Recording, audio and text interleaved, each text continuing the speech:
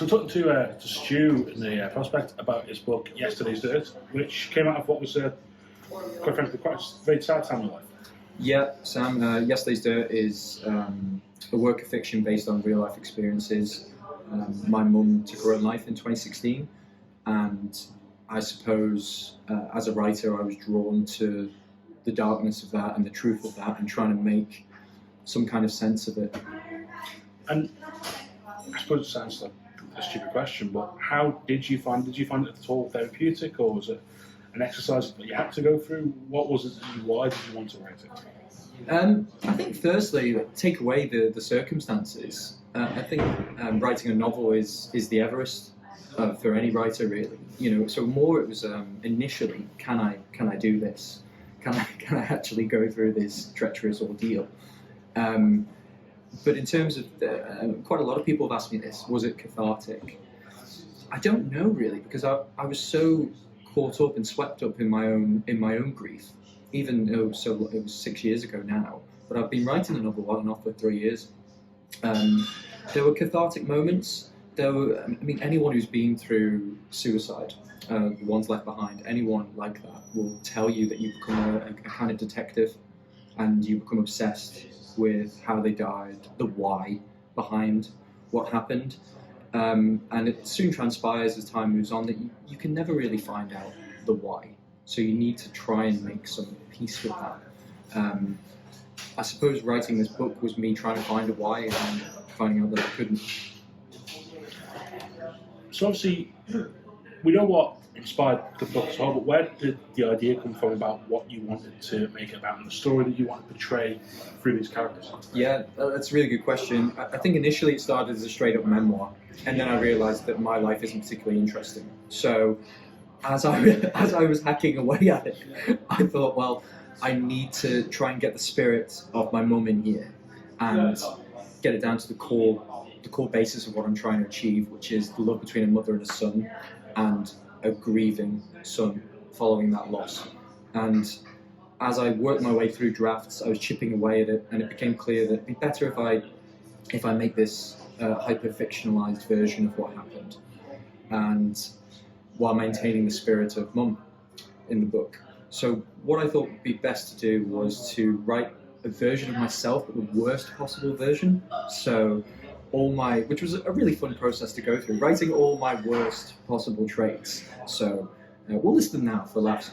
People pleaser, sometimes no get up and go, a tendency to wallow, no functionality to move on, all these kind of things that are me at my absolute worst, without including my good qualities. So I thought that would make for a more interesting character.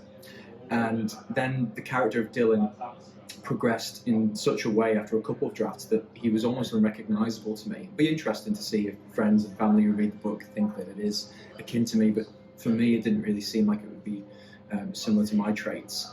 And then kind of flesh it out from there, really. And I think also what was really important to me was to remove all the emotional tethers that I had in place, keeping me grounded, keeping me in place during my own recovery. So that would be all the things that I had that kept me going during that time. 2 young kids, a loving wife, a really supportive network of friends, dad, a sister, a good job, a really good manager who was very supportive and understanding, great work colleagues. All these things that I had in my life kept me going. I thought what would be interesting is if Dylan didn't have any of those things. So he was an island cast adrift. So how do you feel you finally finished it? You spent 3 years on this, your Everest, as you referred to it. How did you feel any sense of sort of, not sort of moving on, but was there a point where you sort of thought this chapter of my life was finished? Do you know what? It becomes such an all-consuming beast that when it was finished, there was a sense of complete relief when I was sat at my laptop. Complete, overwhelming relief, and I knew there's no amendments, no edits, no rewrites. That was a great moment, to be honest. That was celebratory and really undercut somewhat by it being alone in the study and just going, hooray, by myself. But that kind of sums up the whole process. So, I suppose that's, when you got to that point, you were hooray, and you Hooray. by yourself. From there, though, how did you go about? Obviously, if you go about selling it now, Yeah. how did you get to the stage of publishing? Well, I spent an exorbitant amount of time researching about getting potential agents and submitting manuscripts, and then I submitted my manuscript to, must have been 30, maybe 40 indie publishers. There's no point going straight to Penguin, much as I would love to just get published there.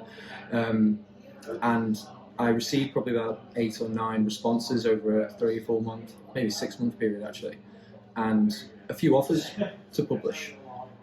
But I'm hopelessly naive to the whole process, to be fair. Thankfully, a friend of mine worked in publishing, and I would send her screenshots of the responses, and she's like, no, it's vanity publishing, absolutely not, don't go with that. And the majority of these publishers, because print media is unfortunately dying, most of them require quite a substantial investment initially. Mm-hmm. So my thought process was just, this isn't even about the money. This is about just getting this out there. A friend of mine just said, this is your soul on PDF, which I thought was a great quote. So I went down the route of going with a plucky young indie bookseller by the name of Amazon. I don't know if you've heard of him, Jeff Bezos. I wish him well. Yeah, we wish him well, and every copy of Yesterday's Dirt helps him get to space, so that's good. That's a nice dream. It's a nice dream, yeah. But they're all available online as well. They are now, which is very exciting for me because they're available in Bridge Bookshop in Ramsey, which is my favourite bookshop on earth. So yes, they've been really supportive, which is great. And yeah, I mean, at the end of the day, you know, I just want people to read, really, and just want to connect with people. And I'm not here to be, how do I phrase this? I'm not here to be the arbiter for morality or to be someone who's necessarily an expert in mental health. I'm certainly not. I'm not going for that route. I'm just writing my experience, and you know, hopefully in an entertaining and honest and raw and heartfelt manner.